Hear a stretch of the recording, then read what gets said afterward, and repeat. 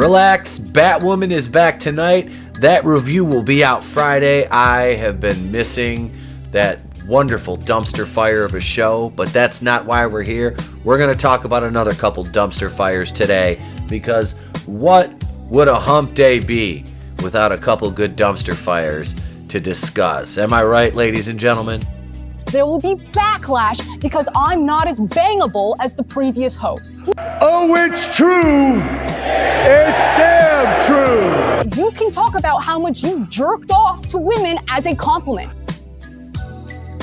Morgan Webb, Olivia Munn did not exist to be nice on the eyes for you. Take care of this. Calm down. Calm down. Get a hold of yourself. Doctor, you're wanted on the phone. Monkeys, roll the footage. Yeah, that works. I like all right. that a lot. Okay. All right, moving on. Hey, what about Tulip?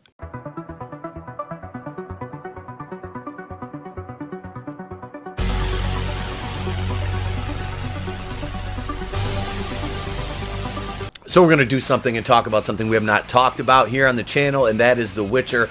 Now, let me preface this by saying, I don't care about The Witcher. Don't care. I just think this whole situation is hilarious. That's why I'm talking about it today. Never seen the show. Never seen any of the books. Never played the games. Don't know anything about it. This article is absolutely hilarious. Netflix writer and producer Lauren Hissrich says, she's the strong, independent woman you're looking to blame for The Witcher's second season. Everybody, I have friends that watch this show and have played the games and read the books and whatnot. And they've said that, season 1 was really good. Everybody liked it. Season 2 seems to focus on the female characters of Yennefer and Ciri, I believe her name is, a little bit more than it does Geralt, which is played by Henry Cavill, who is an absolutely talented, wonderful, cool nerd and very fan-friendly. Very, very friendly with his fan base, which is awesome to see from somebody in Hollywood. He seems very based, which is cool. But this is very comical. In this article from Bounding into Comics by Spencer Bakuli, this came out today. In response to criticism of The Witcher's second season giving larger focus to Yennefer and Ciri stories at the expense of Geralt's, Netflix writer and producer Lauren Hissrich has declared that she is the strong, independent woman you're looking to blame for the series' narrative changes. Now, there's misogynists out there. Absolutely, not gonna deny that. There's people that are true misogynists out there. Now, we make a lot of jokes about these female characters because these female characters are basically made by people who have no idea how to write or develop an actual character, give them, depth, and make people care about them. And then there are people like Lauren Hissrich, who doesn't really seem to know much about anything when it comes to the background of where this is set. This is set in Poland. I happen to have Polish ancestry as part of my background. I've talked about my being a Russian Jew, being Hungarian, Ukrainian.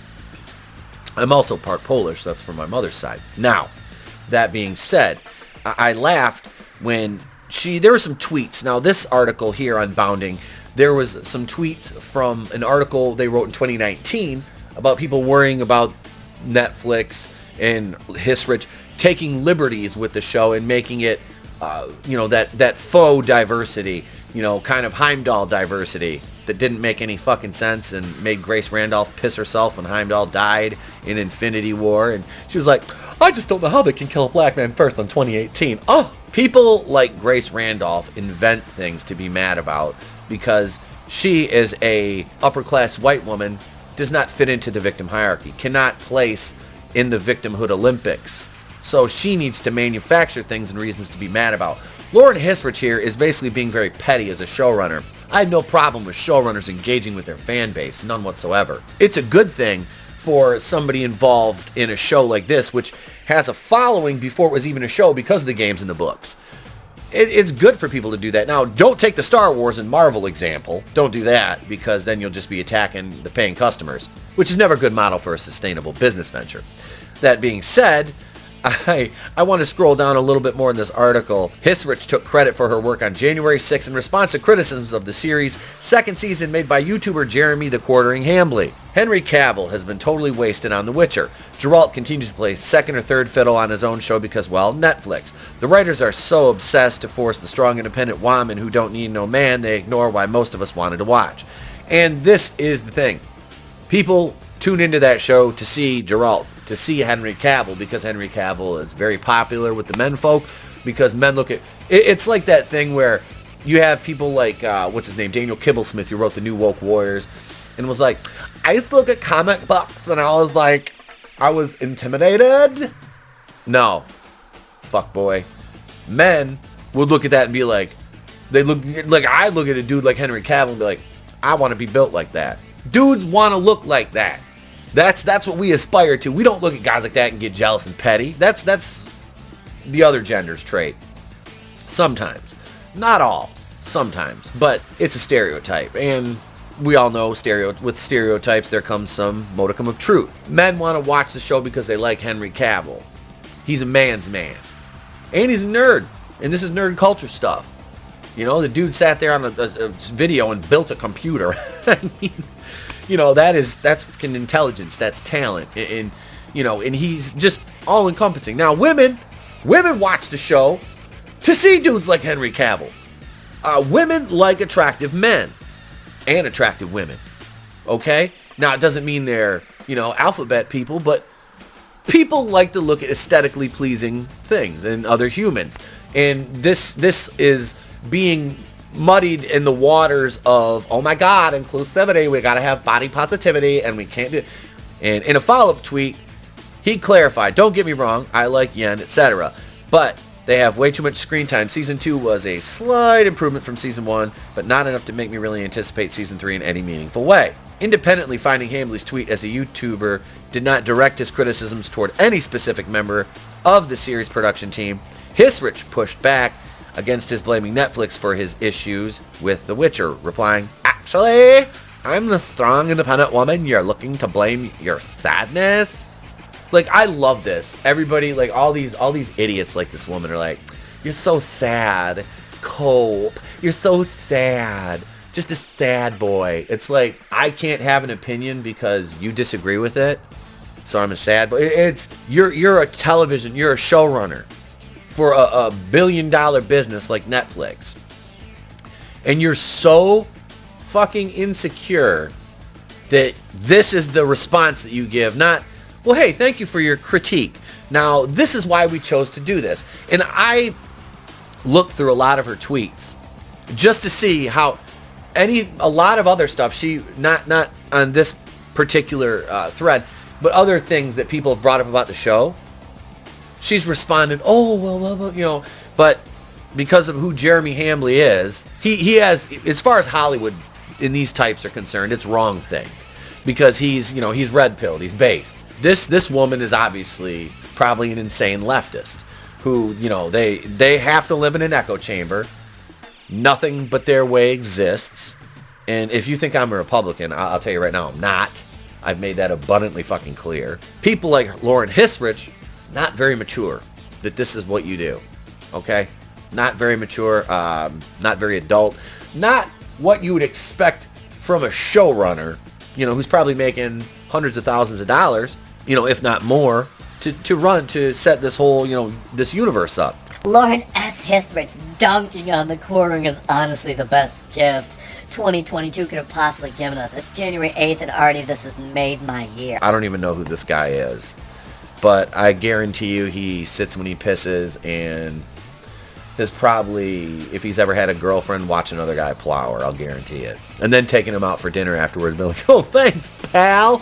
And then she says, I couldn't help it. He was blaming poor Netflix when I'm right here. Womanly parts and all. Okay, now she invokes her womanly parts, but then cried when somebody made a comment, which, granted, it was a very weird comment about her cleavage in an article from a couple years ago. And it's like, it was a very weird thing for the writer to say, but, you know, she can invoke the anatomy, but nobody else can. And it goes on to say, you're also the person who wanted to throw a cheap joke into the Roach death scene, and it was only Henry Cavill who persuaded you, a professional writer, what a terrible idea it was. I don't think you have a whole lot to boast about right now, said YouTuber The Critical Drinker, referencing a 2021 interview Hissrich gave to Polygon, another bastion of journalistic integrity, in which she admitted she initially wanted to punctuate Roach's death with a bit of meta-comedy, only for her to change her mind after Cavill expressed his distaste with the dialogue. He, you know, wants to pay homage to that and do it right, So I don't see any problem with that. That's on his part. See, this is why people like Henry Cavill. Henry was so unhappy with the line she told the news outlet. Finally, I said, you know what? You have to come up with something. I trust you. You know this material so well. You know the book so well. You don't even have to pitch it to me. And he came back the next day with a beautiful speech. That's at the end of the Sword of Destiny when Geralt is facing death, and it's such a pitch-perfect moment. See, even she's admitting, in which she's probably gritting her teeth doing it, knowing that he knows the material better than her. Here's a tweet detracting from Hissrich, responding to her. You have to be a little bit honest with yourself. The series has some terrible writing. You can still be a strong, independent woman and ask for some help. Maybe from somebody that has actually read and cared for the books like Henry. I'm a fan of The Witcher, but his adaptation is bad. I understand that you didn't like the writing, and that's fine. What's not fine is presenting your opinion as a fact. I personally like the season, or I wouldn't have written it that way, honestly. He's telling her she needs to be honest with herself, someone that has some terrible writing. And she won't admit that because she's the showrunner. She has to stick up for her blue checkmark writers. Here's a female opinion, Nina Infinity, a YouTuber who I've streamed with, and she says, please give us more Henry Cavill on screen and listen to his suggestion of having Season 3 reflect the source material more.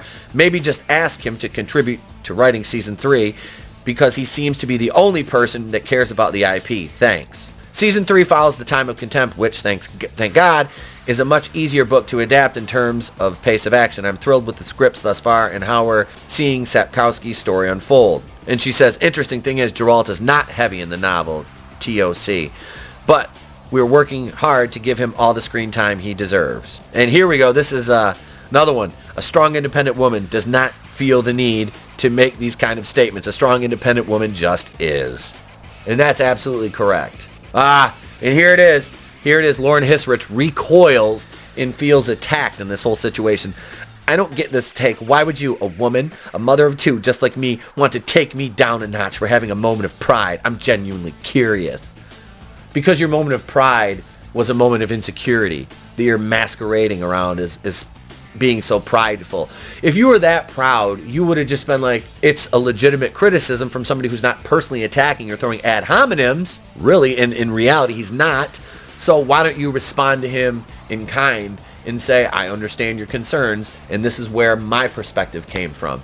That would be a much more mature and adult thing to do, don't you think? And of course here, she's got to be the victim. Jeremy responded to this. He says, hey, I give the lady credit for calling me out. Still not a great look to be arguing with the people who pay to watch your show. Also, your show still took a huge step back in its second season. Here's another one. This show is dead. I love the books and games, but this writing is just awful. Roach is dead. The show is about to start up production again. What is her with this kissy face thing? He who shall not be named mentioned me and sperm in the same tweet, and I'm pretty sure that means I've passed some kind of coolness threshold shared by the incomparable at Brie Larson. I'm pretty damn excited. She strikes me as somebody who would be a fan of Brie Larson.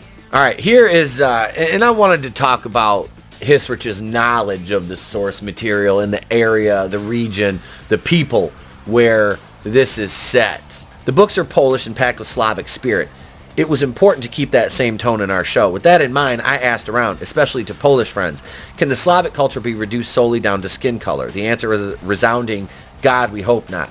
With that being said, ladies and gentlemen, like I said, that's my heritage. That's my background, is that region of the world, one of my, ethnic backgrounds. So Poland is 96.7% white, 2% German, and the rest is just little troughs. I read an article in my research that was written in 2005 by a black male journalist who went to Poland with a friend who was a artist, and he taught. It was the part of the article was titled like a different kind of quote racism, and it was about all these girls and women wanting pictures taken with him. To me, that doesn't scream racism. That's like a white person, the going in and with the indigenous tribe, and the tribe is all if they've never seen a white person before. So it's like it's just experiencing something different.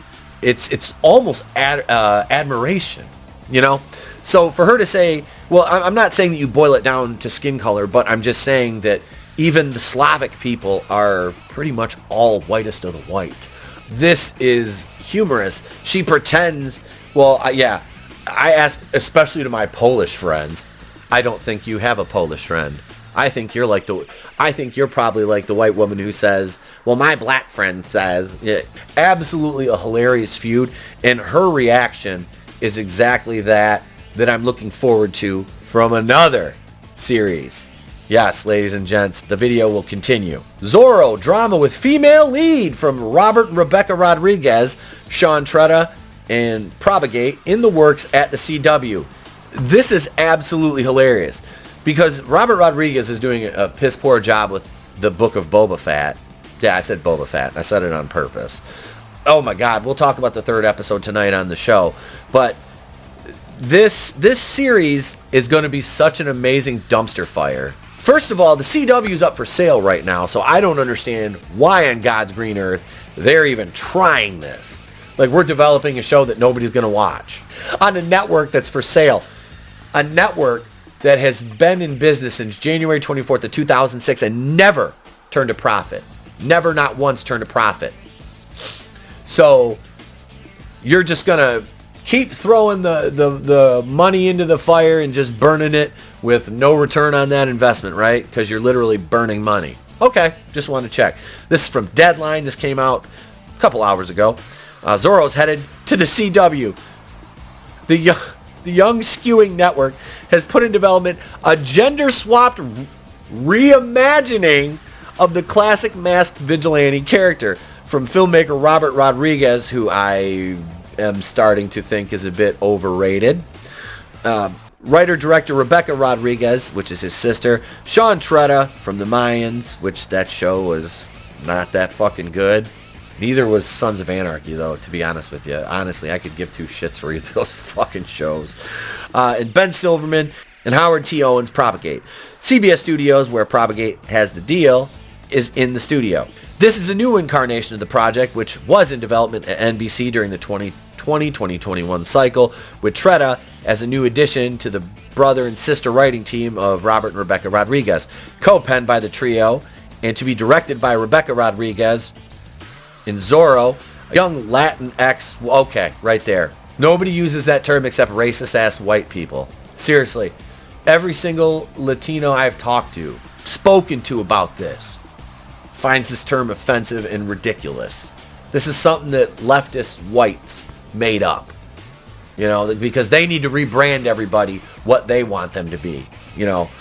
Half these terms that they make up for, you know, other ethnicities are made up by leftist whites who are just masking their own internalized racism and then projecting it out onto everybody else when they start throwing out the istophobe shit. This is a young Latina woman seeking vengeance for her father's murder, joins a secret society and adopts the outlaw persona of Zorro. I hear the story by Robert and Rebecca was already in place when Tretta, who has an overall deal at CBS Studios, came on board earlier this cycle to write the script. Tretta, who will also serve as showrunner, and Robert and Rebecca Rodriguez executive produced with Silverman, Owens, and Rodney Farrell for Propagate, along with Jeff Clark, Eric Bromberg, John Gertz, president and CEO of Zorro Productions, Inc., also executive produces with Jay Weissletter. Propagate originally set out to develop a TV series reimagining of Zorro with a female protagonist in 2019 as one of the company's first projects under its first look deal with CBS Studios. The idea's first incarnation, written by Alfredo Berrios Jr., was set up at NBC. It was a 2021 version with Robert and Rebecca, which also had Sofia Vergara attached as executive producer. She is no longer involved in the project. Robert Rodriguez was attached to direct The Mask of Zorro and cast Antonio Banderas as the title role before leaving the feature project. In TV, he currently serves as an executive producer on Disney's The Book of Boba Fett. He previously developed and executive produced the series adaptation of his movie From Dusk Till Dawn for his TV network El Rey, and also executive produced the Spy Kids animated series offshoot for Netflix. He recently directed an episode of Disney Plus The Mandalorian. Rebecca Rodriguez's recent directing credits include HBO Max's Doom Patrol, NBC's Debris, TNT's Snowpiercer, and Showtime's The Chai. I don't know. I don't care. So what do you guys think of this feud between Lauren the Psychopath Hissrich and Jeremy the Quartering? Do you think this? I just find it humorous, and I wanted to kind of talk about it and her just being kind of full of shit a little bit. Just a little bit. Hissrich is just showing herself to be very insecure with her talk of being, so prideful yet so insecure that she can't handle the slightest bit of criticism, which was done in a non-malicious and there was no ad hominem attacks or anything. And then the female Zorro show, headed by Robert and Rebecca Rodriguez, the brother-sister writing duo. What do you think of that? Like I said, that show being on the CW is even more humorous considering it's up for sale. They've been open since '06, having never turned a profit, and Batwoman comes back tonight. All of this is a glorious dumpster fire that I cannot wait to roast a marshmallow over. Let me know what you think in the comment section. Remember, slap the like button for us. Also, if today's the day we've earned it, subscribe to the channel. We really appreciate that as well, obviously. And if you subscribe, ding the bell for notifications so you know every time we upload a new video like this or go live with one of our weekly live streams Monday, 8:35 Eastern for Going In Raw. And tonight, Wednesday, 9 p.m. Eastern to 11, Going Rogue, episode 50 tonight. Join myself, Tony ToneDef, B Rose from Black Rose Comics, Phoenix Animation, the Comicsgate Metalsmith. That's all ahead, 9 p.m. Eastern, right here on the channel. I'll be over on The Dump on Sporking News at 7:30 before that. So join us, ladies and gentlemen. We've got a huge night of entertainment. Hail Rogue Entertainment, hail the Fandom Collective, and hail each and every one of you, my subscribers. Thank you so much. We truly appreciate you here at the channel, all of us. I could do this all day. If I don't see you, have a great day, a pleasant tomorrow. I'll catch you on the next one. For you, remember, It's better to